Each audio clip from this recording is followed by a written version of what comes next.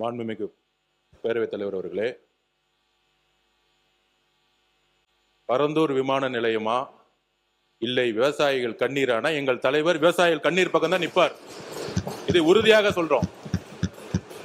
மாண்புமிகு முதலமைச்சர் நேற்றே சொல்லியிருக்காரு, கூடிய விரைவில் விமான நிலையத்துக்கான இடம் கூடிய விரைவில் அறிவிக்கப்படும்ங்கிறதும் சொல்லியிருக்கிறாரு.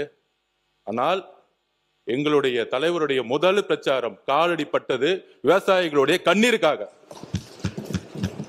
விவசாயத்திற்காக குரல் கொடுக்கும் சொல்லக்கூடிய டெல்டாவில் பிறந்தவர்கள் நாங்கள் சொல்லக்கூடியவர்கள் பரந்தூருடைய விவசாயிகளுக்கு எதிராக, பரந்தூர் மட்டுமல்ல, திருவண்ணாமலையில் மேல்மா விவசாயிகளுக்காக குண்ட சட்டம் போட்டது திமுக.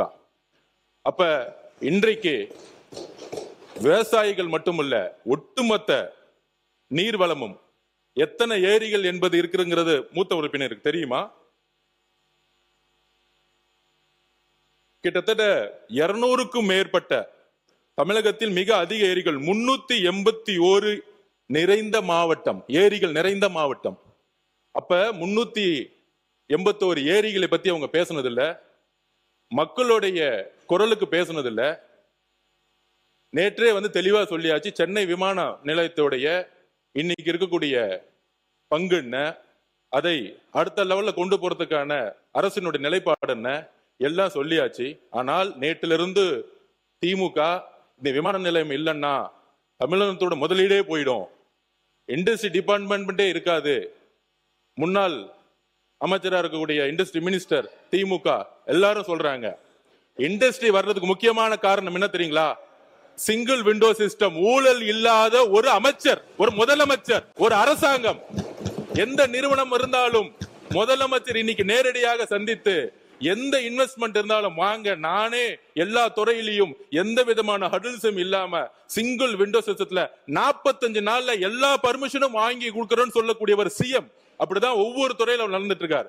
அதனால நேத்து கூட நடந்துச்சு. இதே அண்ணன் ஆஸ்டின் தான் நம்மளுடைய சட்டமன்ற உறுப்பினர் வேலுமணி அண்ணன் ஜி ஸ்கொயர் நிறுவனத்தை பத்தி சொன்ன உடனே திடீர்னு டக்குன்னு எந்திரிச்சார். அந்த ஜி ஸ்கொயர் நிறுவனத்தை பத்தி ஏன் பேசுறீங்க அப்படின்னு மாண்புமிகு முதலமைச்சருக்கு நாங்கள் கோரிக்கை வைக்கிறோம். இந்த பரந்தூர் விமான நிலையம் பண்ணும் பொழுது டிபிஆர் ப்ராஜெக்ட் அரசுக்கு மட்டும்தான் தெரியும், டீடைல் ப்ராஜெக்ட் ரிப்போர்ட் அரசுக்கு மட்டும் தெரியும். அந்த டீடைல் ப்ராஜெக்ட் ரிப்போர்ட் வரதுக்கு முன்னாடியே ஒரு கட்சி சார்ந்தவர்கள், நான் எந்த கட்சி பேரையும் சொல்லல, ஒரு கட்சி சார்ந்தவர்கள் அந்த நிலத்தை சுத்தி லேண்ட வாங்கி மிகப்பெரிய ரியல் எஸ்டேட் மோசடி நடந்திருக்கு.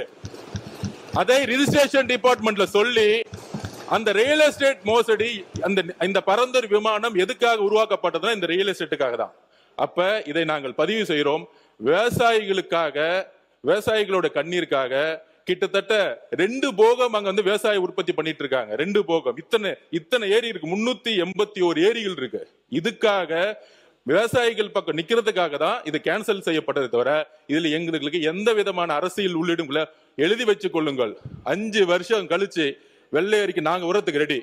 உங்களோட 10 மடங்கு இங்க பொருளாதாரம் வந்திருக்கும். ஏனால் ஊழல் இல்லாத ஒரு ஆட்சி எங்களோட முதலமைச்சர் கொடுப்பாரு. இதற்காக எல்லா இண்டஸ்ட்ரியும் வரும். 45 நாள் 60 நாளுக்குள்ள சிங்கிள் விண்டோ சிஸ்டத்தை முதலமைச்சர் உருவாக்கி இருக்காங்கிறத பதிவு பண்றோம். முன்னாள் முதலமைச்சர் உட்காரு மாண்புமிகு உறுப்பினர் கேள்வி கேட்டிருந்தாரு. இந்த திட்டத்தை கைவிட்டுட்டீங்க, கையகப்படுத்திய நிலத்தை என்ன பண்ண போறீங்கன்னு. மாற்று தொழில் திட்டங்கள் மக்களை பாதிக்காதவாறு கையகப்படுத்தப்பட்ட நிலங்களில் செயல்படுத்தப்படும். இதன் மூலம் தொழில் வளர்ச்சி மற்றும் வேலை வாய்ப்பு, பொருளாதார வளர்ச்சி இப்பகுதியில் ஏற்படும். அதை விட இவ்வளோ நேரம் ஒரு சில விஷயங்கள் பேசிட்டே இருந்தாங்க. ஏன் பரந்தூர் கைவிடப்பட்டது? இதுக்கு முக்கிய ரீசன் அங்க பல காலமா ரைஸ் கல்டிவேஷன் பண்ணிட்டு இருக்காங்க. அதாவது 3 சீசன்ஸ், சாம்பா, தலடி, சொர்ணாவரி அப்படின்ற 3 சீசன்ல டிஃப்ரெண்ட் அந்த இது நம்ம கல்டிவேட் பண்ணிட்டு இருக்காங்க. ரொட்டேஷன்ல கிரவுண்ட் நட்டும் சுகர் கேனும் பண்ணிட்டு இருக்காங்க. அதே மாதிரி ட்ரை சீசன்ல பல்சஸ் அண்ட் மில்லட்ஸ் பண்ணிட்டு இருக்காங்க. இதை தவிர thousands of metric ton rice annually Tamil Nadu civil supplies கார்பரேஷனுக்கு கொடுத்துட்டு இருக்காங்க அங்க இருக்கிற விவசாயிகள். இது மட்டும் இல்லாம பிடிஎஸ் டிஸ்ட்ரிபியூஷனுக்கும் அவங்க கொடுத்துட்டு இருக்காங்க. இந்த நிலம் என்ன அப்படின்னு பாத்தீங்கன்னா எப்பயுமே ஒரு வாட்டர் பாடி, அதாவது மழை பெய்யாம இருந்தாலும் அங்க வந்து கல்டிவேஷன் நடக்கக்கூடிய அப்படிப்பட்ட ஒரு விளைநிலம். அந்த இடத்த நம்ம வந்து இன்னைக்கு ஏர்போர்ட்டா மாத்தணும்னு சொல்லிட்டு இருக்கோம். இதை தவிர அங்க வாட்டர் கெனல் வந்து 2 இருக்கு. குணகரம்பாக்கம், கம்மங்கால் கெனல், 2 கெனல்ஸ் வந்து இங்க இருக்கு. இது வந்து எப்படி உங்களுக்கு செயல்படுதுன்னா, ஒரு ப்ரெஷரை ரிலீஸ் பண்ணி அந்த வாட்டர் பாடி வந்து தானாவே அடையார் ரிவருக்கும் செம்பரம்பாக்கம் லேக்குக்கும் இன்னைக்கு வந்து போய்கிட்டு இருக்கு.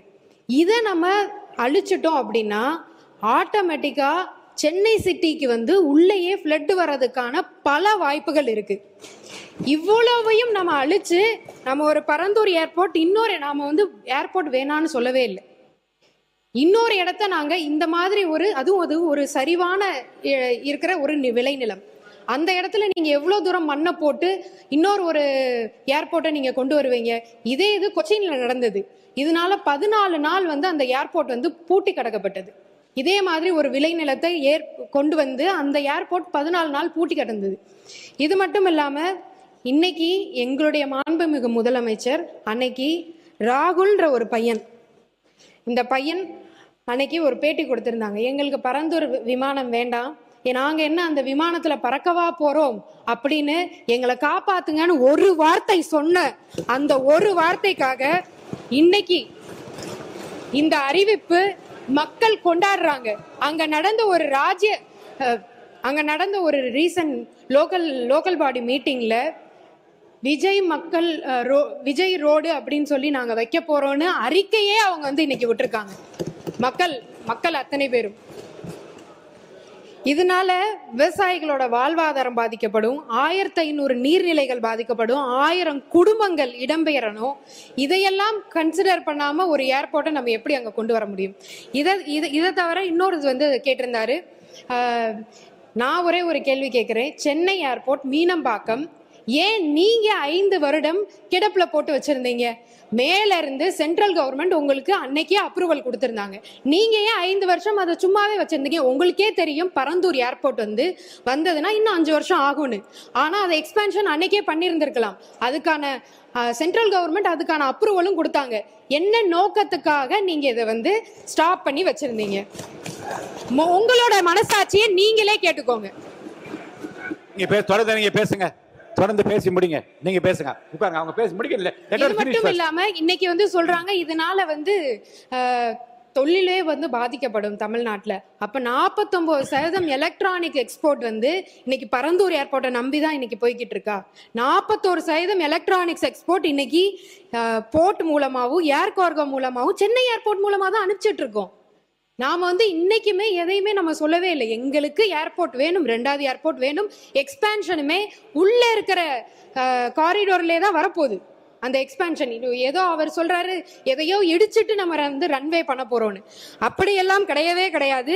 அதுக்காக ஏர்போர்ட் அத்தாரிட்டி இந்தியா வந்து ஏற்கனவே வந்து T5 முனையத்தின் பயணிகள் முனையம் வந்து உத்தேசிக்கப்பட்டிருக்கு. அதே மாதிரி T5 முனையத்தின் புறவழி சாலை, தாம்பரம் மதுரவாயில் சாலை அமைக்க மாநில அரசின் அனுமதியும் ஒத்துழைப்பும் கோரியுள்ளது.